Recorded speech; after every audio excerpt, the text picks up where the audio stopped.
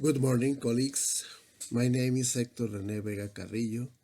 I am from the Universidad Autónoma de Zacatecas in Mexico. In this occasion, I would like to talk about the importance of neutron contamination in radiotherapy. Yes or no?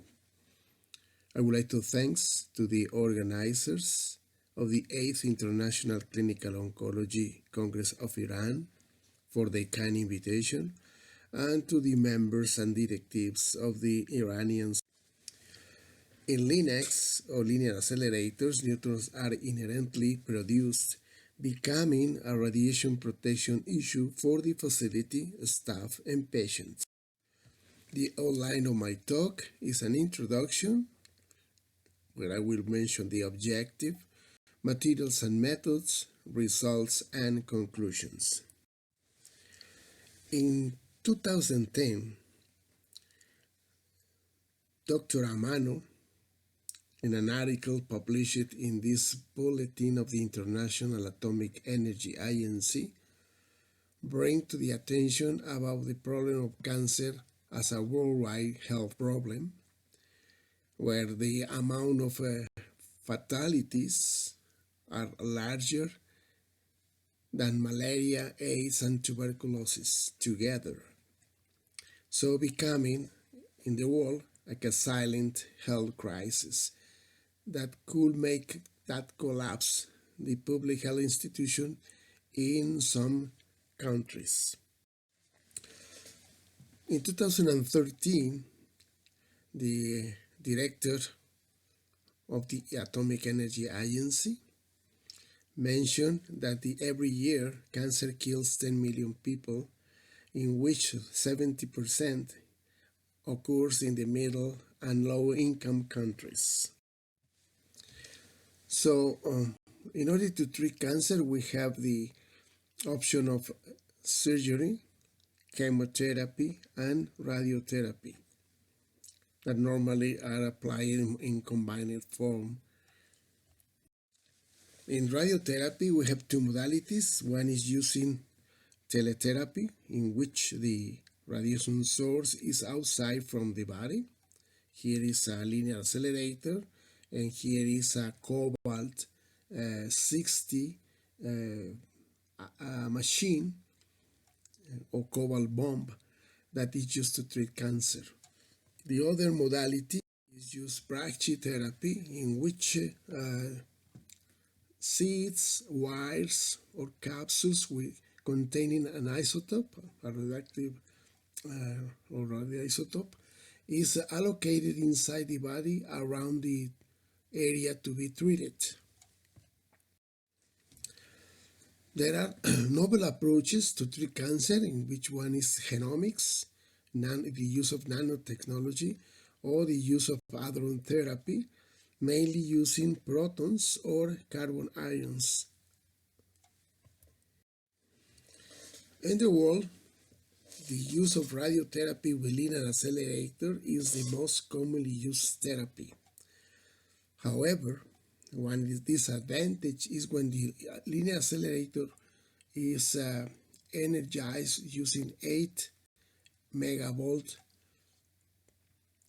Neutrons are produced, delivering a dose in patient that is not small, is not negligible, because this neutron has been pointed out that could be the reason of the recurrence of the cancer, or that the patient presents new lesions.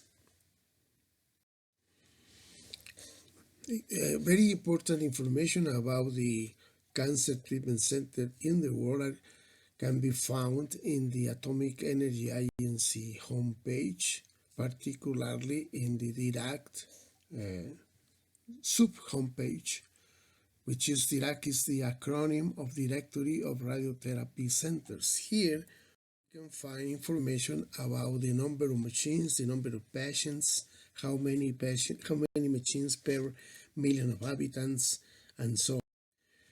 And we can compare different numbers here, like population, cancer cases, how many machines per million of inhabitants, the number of radiotherapy centers, and the number of machines using high voltage. And we can compare what with the situation worldwide. The cancer can be treated with LINACs, and if the tumor is allocated a lot deep inside the body, normally the treatment is with electron beams. If the tumor is allocated deep-seated in the body, the treatment is with X-rays or photons.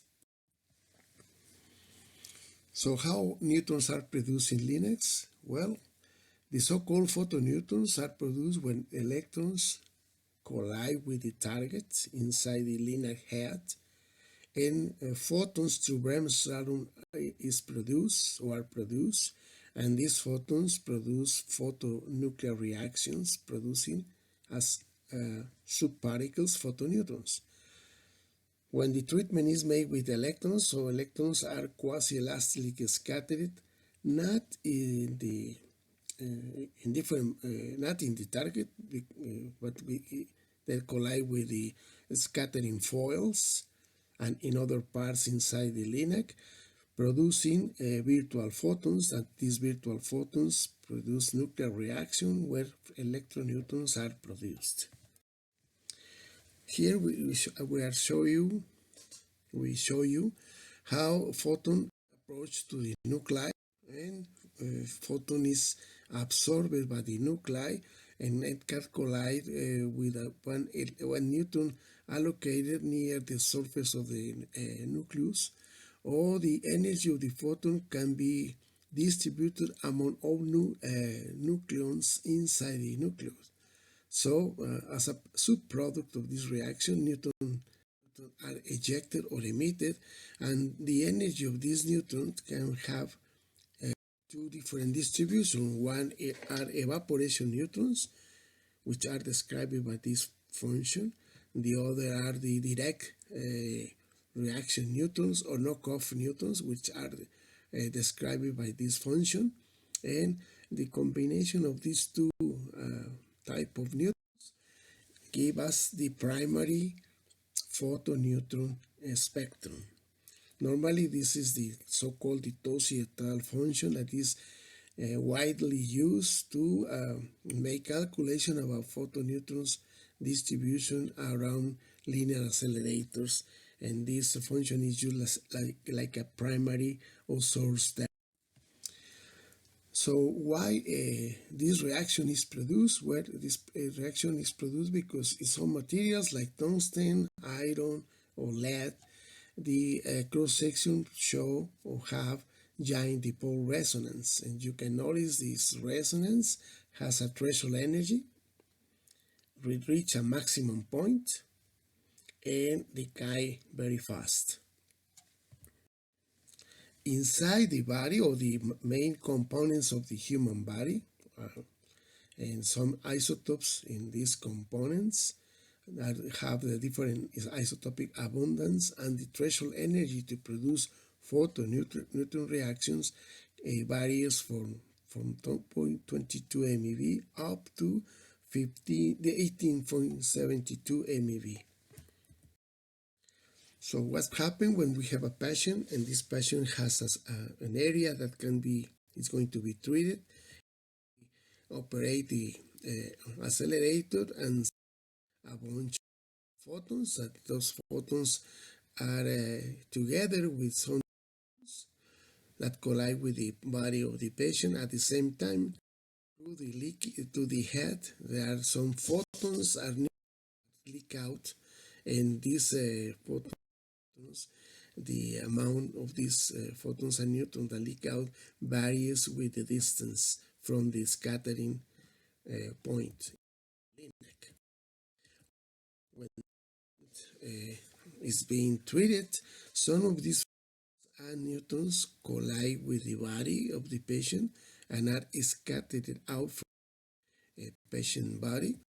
Also, the photons and neutrons varies or change with the distance from the scattering area.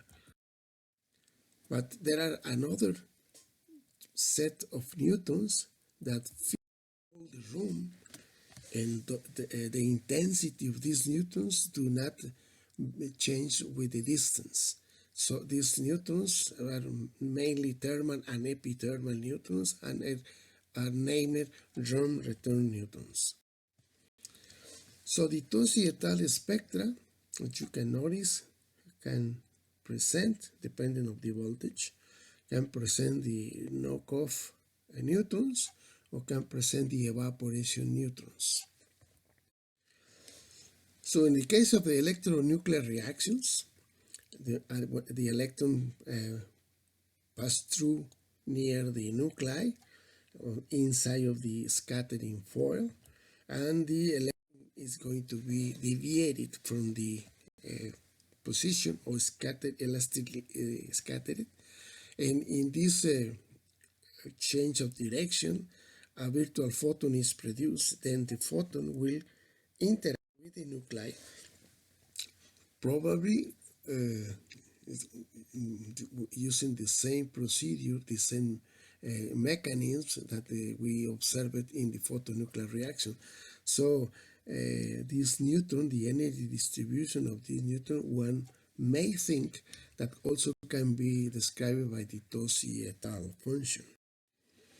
So the cross-section to produce a reaction with electrons, when the reaction is electron-neutrons, for instance, for tungsten or for lead, you can notice that the shape is almost the same, and it's increased. The cross-section increases with the electron energy as electron energy increases.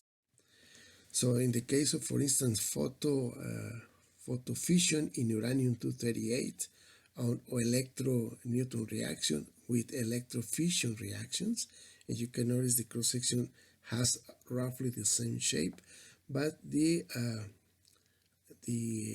amount of the cross-section is larger in the case when gamma or photons are used in comparison when electrons are used. So the cross-section for gamma-neutron reaction is proportional to the cross-section to the electron-neutron reaction, and the proportional constant is this number, meaning that this cross-section, the electron-neutron cross-section, is roughly 137 times smaller than the gamma-neutron reaction. Therefore, because this is more larger, and because the treatment of cancer is mainly larger when we use photons instead of using electrons, the majority of studies has been carried out focusing in photoneutrons, and very few studies has been published when the neutrons produced when the LINAC operates in electron mode. Well, regardless of how the neutrons are produced, the neutron field affects the patients, the staff, the electronics, and induce neutron activation. So the purpose of this work was to measure the neutron spectrum produced around a LINAC working in electron mode. So during the LINAC operation are produced a radiation field that is intense, mixed, and pulsed. So due to these features, we cannot use instruments that has an active detector because the readout will be unreliable. So in order to make measurements in such situation, you must use devices that use passive detector. So in this case, we use a Bonner sphere spectrometer as a thermal neutron detector. We use the technique of TLDs or thermoluminescent dosimeter pairs. So inside of the tip of the support for the spheres, we use two TLD 600 and two TLD 700, and the reason of using this is because of the cross section. Here I'm presenting you the cross section for the isotope lithium-6 and the cross section for the isotope lithium-7, you can notice that for low energy neutrons, the cross-section for the isotope lithium-6 is several orders of magnitude larger in comparison with the lithium-7. So in the TLD, for instance, 600, that the composition is 99.9% of lithium-7 and 0.1% of lithium-6. And in the low energy region, the cross-section for the lithium-6 is close to the cross-section of the lithium-7. But when we compare the cross-section for TLD, take into consideration the concentration of lithium-6 and lithium-7, we can notice that the low energy region for neutrons with low energy, the cross-section is larger for lithium-6 and lithium-7. So using pairs of TLD 600 and 700, we use only a simple difference in order to obtain the net neutron signal. So here are the matrix response or matrix functions for the Bonnier sphere spectrometer using the TLD 600 for bare case 2, 3, 5, 8, 10, and 12 inches diameter spheres. So in order to obtain the net neutron signal, we read the readout of lithium-7 and the readout of lithium-6. We take the difference and we introduce here a constant, a K is a constant that take into the consideration the reference response to photons of lithium-7 and lithium-6. So in order to make the measurements, one problem using a Bonnier sphere spectrometer is that you have n spheres in your spectrometer. You need to activate your accelerator n times. So if you have 7, 6, or a larger number of spheres, in order to make the measurements, it will use a lot of time. It's wasting time. That also put in risk the stability of the linear accelerator when you activate it several times. And in order to use a single shot of the accelerator, we need to know in advance what is the neutron field symmetry inside the treatment hole and which are the cross-talking between the spheres of the spectrometer. So in order to determine the symmetry and the cross-talking, we use the MCMP5 code in which we determine the symmetry and the cross-talking. For that, we use a MCMP, a Monte Carlo model. This is the treatment, it's a bunker.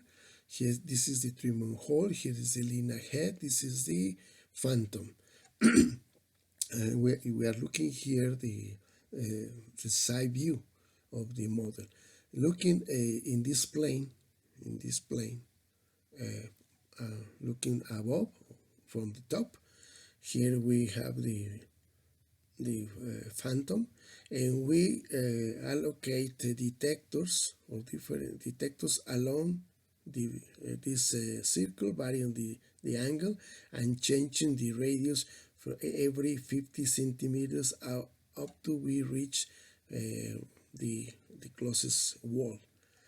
And this helps us to determine in which areas inside this treatment hole the neutron field is symmetric. In order to determine the spheres cross-talking, we use the same model, but now we allocate the Bonnier spheres, changing the position of the smallest detector, which is the bare detector, and the largest diameter of the spheres. We change the position and we change the angle. So in order to, once we have determined what the radius the neutron field is symmetric and to which angle and what is the location of each sphere, we proceed to make the measurements. So the spheres with the Bonnier spheres with TLDs were allocated 1 meter from the isocenter. Each sphere has 2 TLD 600 and 2 TLD 700, and 2 pairs of 600s and 700s were used to measure the background. The isocenter was allocated 5 centimeters deep inside a 30 times 30 times 15 cubic centimeter solid water phantom. To this method, we call it, or we name it, planetary or isocentric method. So the work was made in the Servicios Oncológicos de Aguascalientes. The accelerator was a LINAC variant 2100C. We used 12 MeV electron beams, and we deliver at the isocenter 12 rays with electrons using a dose rate of 3 rays per minute, and the exposure area was 10 times 10 square centimeters.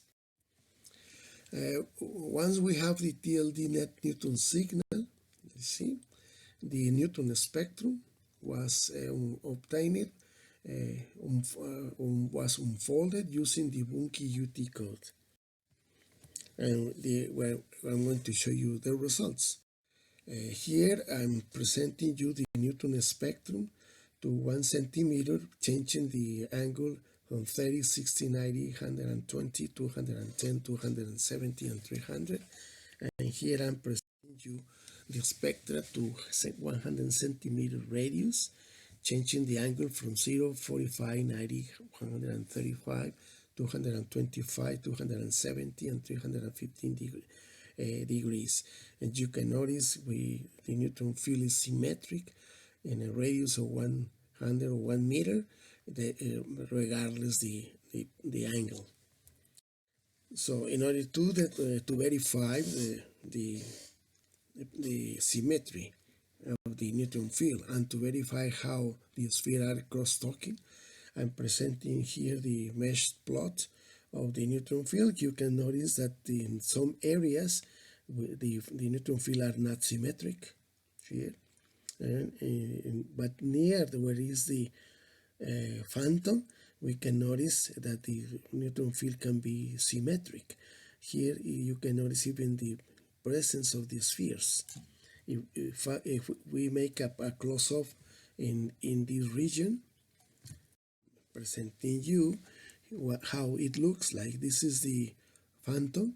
The center is the isocenter is 5 centimeters deep from the beam entrance surface, and the center of the sphere are at the same plane.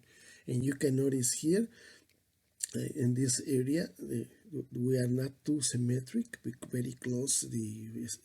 The phantom, the neutron field lost symmetry, but when we move out to roughly 50 centimeters and 75 centimeters and to 1 meter, we can notice that the neutron field is symmetric. And also we can notice that the presence of this sphere do not change, do not perturbate the presence of this sphere. That does mean this sphere is not talking with this sphere. So once we have determined the symmetry and the we make the measurements, and to make the calculation of the neutron spectra, we use two approaches with the Monte Carlo. One was using this societal spectrum, assuming that this function can be used to describe the primary neutron field produced by electrons, or the electron neutrons. The other was using the neutron calculated by Soto, Bernard, and collaborators, in which she calculated the neutrons spectrum when the electrons collide with the scattering foil made with tungsten. In the case of 12 MeV photoneutrons, here we can notice the societalis, this is the function, and the green distribution of the green spectrum are the neutrons produced by the electrons colliding with the scattering foil. So we use these two functions in our Monte Carlo calculations. So here I'm presenting you to 1 meter how it looks, the electroneutron spectrum, assuming that the primary or the source term are the Tosi et al.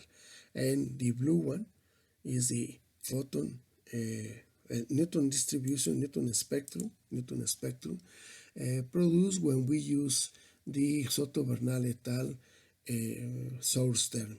And the black one is the experimental neutron spectrum. You can notice that this spectrum has a peak in the light energy region and has another peak in the thermal energy region, and that the maximum of the experimental spectrum agrees with the spectrum calculated with the Soto-Bernal neutron source. The difference we can notice in the experimental spectrum in the thermal region in comparison with the spectrum with the thermal section of the spectra calculated with Monte Carlo. Probably this difference is due to the amount of water used to describe the concrete walls in the Monte Carlo calculations, in comparison with the amount of water inside the concrete walls in the actual room where the experiments were. So I'm presenting here the parameters calculated with the electroneutron spectrum using the two neutron source terms, one the Soto-Bernal and the Tosi et al. And here is the neutron fluence, the ambient dose equivalent, using two different coefficients. One are the ICRP74, the other one is of the LB6411, which is a neutron area monitor. And this is the ambient dose, which are the new dosimetric quantity proposed by the ICRO and the ICRP. And these are the parameters, the ambient dose equivalent and the dose equivalent per unit fluence. And this is the mean energy of the spectrum. And we can notice that the spectrum, the mean energy of the neutrons of the spectrum calculated using the Soto-Bernal is lower in comparison with the spectrum calculated with the Tosi et al. When we do calculate using the experimental data, we can find that the neutron spectral fluence per unit monitor is 286 newtons per square centimeter, and the ambient dose equivalent is 1.46 times to the minus 2, 1.12 times to the minus 2, and using the new dosimetric quantity of the 95 is 0.81 times to the minus 2, and the mean energy is 65 kilo electron volts. So as conclusions, the use of passive on-air sphere spectrometer in planetary mode requires the need for knowing in advance the neutron field symmetry and the cross-talking of the spheres. Using the passive on-air sphere spectrometer in planetary mode, the electroneutron spectrum has been measured 1 meter from the isocenter allocated 5 centimeters depth of a solid water phantom. The electroneutron spectrum showed the evaporation and thermal peaks. The total electroneutron fluence rate was 286 newton per square centimeter per monitor unit, which the mean energy is 65 kilo electron volts. The ambient dose equivalent is 1.46 times to the minus 2 microsievert per monitor unit. Neutron fluence produced around LINACs working above 8 megavolt is small when the accelerator works in electron mode, and is larger, roughly 10 times larger, when works in photon mode. So because the neutron radiobiological effectiveness is larger for neutrons in comparison to photons, it is important to know the neutron spectra inside the treatment hole, outside the bunker, and in the patient body. So I want to thank you for your kind attention.